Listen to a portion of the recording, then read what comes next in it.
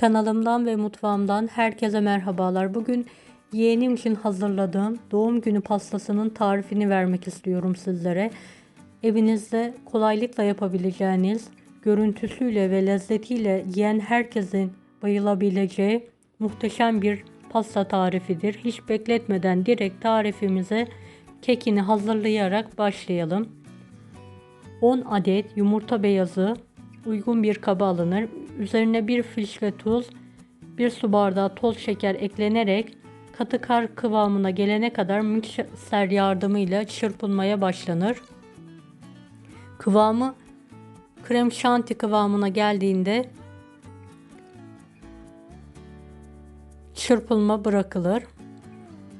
10 adet yumurta sarısına 1 su bardağı toz şeker eklenir ve çırpılmaya başlanır.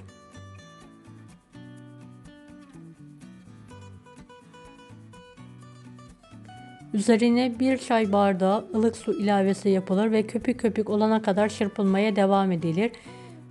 2 yemek kaşığı sıvı yağ ekleniyor. Normalde ben unuttuğum için daha sonra ilavesi yaptım. Siz bu aşamada ilave yaparsanız kıvamı daha güzel olacaktır. Tüm katı malzemeler bir kasede karıştırılır. 2 su bardağı un, 1 su bardağı nişasta artı 1 yemek kaşığı nişasta, 1 paket kabartma tozu, 2 paket vanilya karıştırılarak bu karışıma ilave edilir ve mikser yardımıyla yavaş yavaş çırpılır.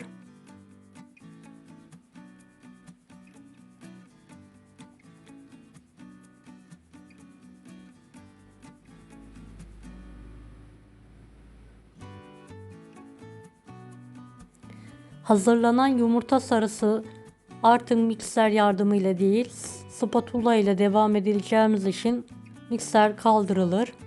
Yumurta beyazları 4-5 aşamada yumurta sarısına ilave edilerek spatula yardımıyla yavaş yavaş karıştırılır. Yumurta beyazlarını söndürmeden yavaş karıştırmaya dikkat edelim. Videomu bu kısma kadar izlediyseniz yorum kısmına herhangi bir emoji bırakırsanız bana destek olmak için sevinirim.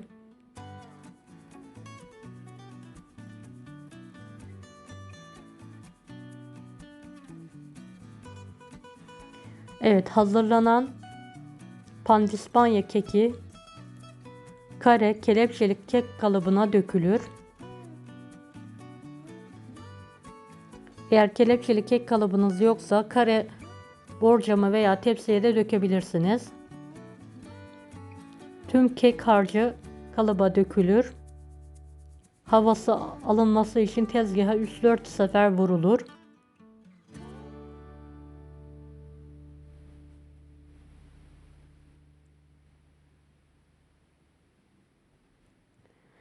Önceden ısıttığımız 170 dereceli fanlı fırında 40-45 dakika fırında pişirmeye bırakılır. Pişen kek fırından çıkartılır ve soğumaya bırakılır. Kekimiz soğurken biz kremasını hazırlayalım. Uygun bir tencereye 1 su bardağı toz şeker, 1 çay bardağı un, 1 çay bardağı nişasta, 3 yumurtanın sarısı ilave edilir. 1 litre su eklenerek tüm malzemeler pürüzsüz olana kadar karıştırılır.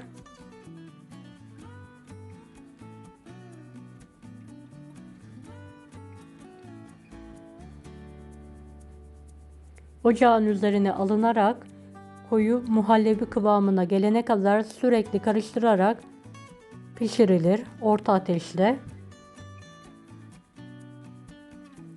Kıvam alan, göz göz olan kremanın altı kapatılır ve 1 yemek kaşığı dolusu tereyağı eklenerek tereyağı eriyene kadar karıştırılır. Ve kremamız üzeri kapalı bir şekilde soğumaya bırakılır.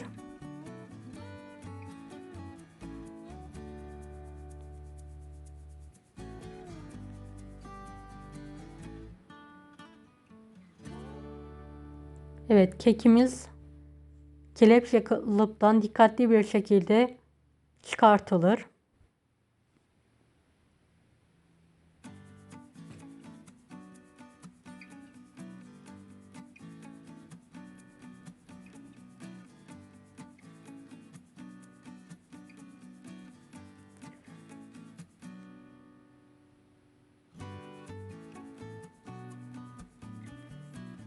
Kekimizi ortadan ikiye olacak şekilde dikkatli bir şekilde büyük bir bıçak yardımıyla kesilir.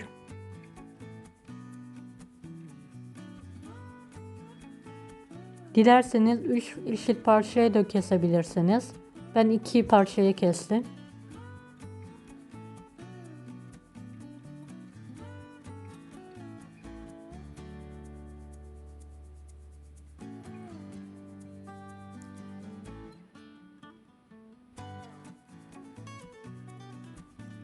Evet, kekimiz bol süt yardımıyla ıslatılır. Her tarafına gelecek şekilde.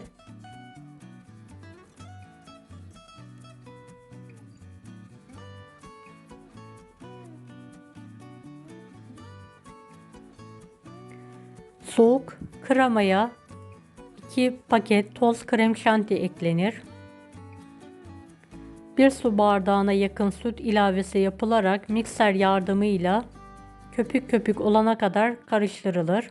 1 pakette vanilya ekliyoruz. Kremamızı ne kadar çırparsak kıvamı o kadar pürüzsüz ve güzel olacaktır. Bu püf noktası önemlidir krema yapımı aşamasında. Bu kremayı herhangi bir pastalarda da kullanabilirsiniz.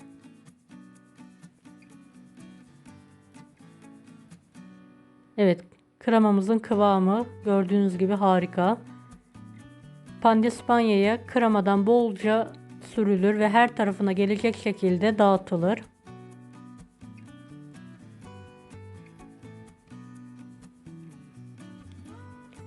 Dört adet ince dilimlenmiş muz arasına koyulur. Bir pakette Antep fıstıklı direce kullandım. Aralarına ara ara atarak üzerine diğer pandispanya dikkatli bir şekilde kırmadan alınır. Ve üzerine ve etrafına ince olacak şekilde kremadan sürülür. Kalın sürmeyelim. Üzerine kaplayacak şekilde incecik kremamızı sürelim.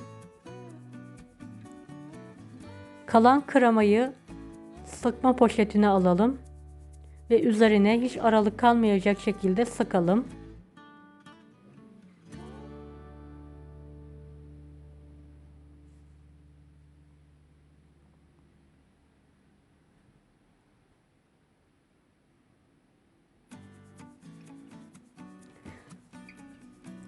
Evet, hazırladığımız pastayı kapalı bir şekilde buzdolabında muhafaza edelim. Evet, pasta süsleme malzemelerimi gördüğünüz gibi bol kullandım. Servise yakın süslemeye başlayalım. Kenarlarına ben rulo kat kullandım. 2 paket olacak şekilde. Hiç aralık kalmayacak şekilde etrafına diziyorum.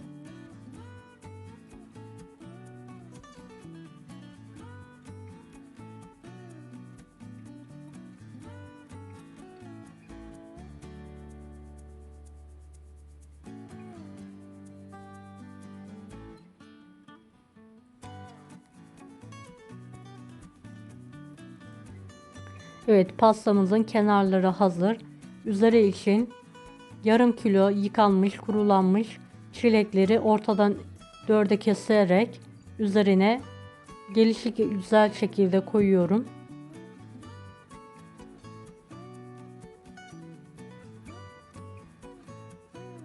Hem renk katıyor hem de lezzet katıyor çilekler.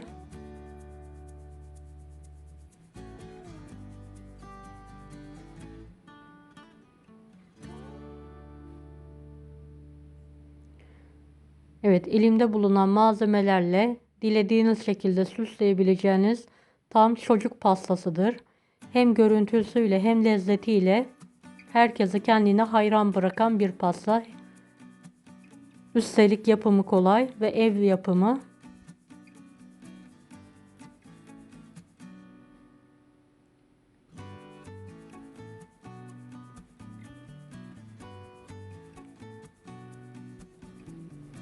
Evet, ben süslemeye devam ediyorum elimdeki malzemelerle.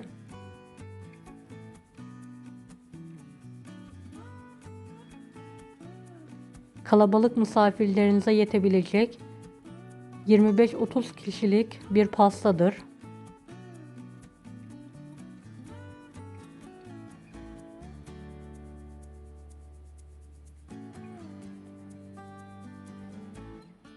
Evet, pastamız hazır gördüğünüz gibi artık.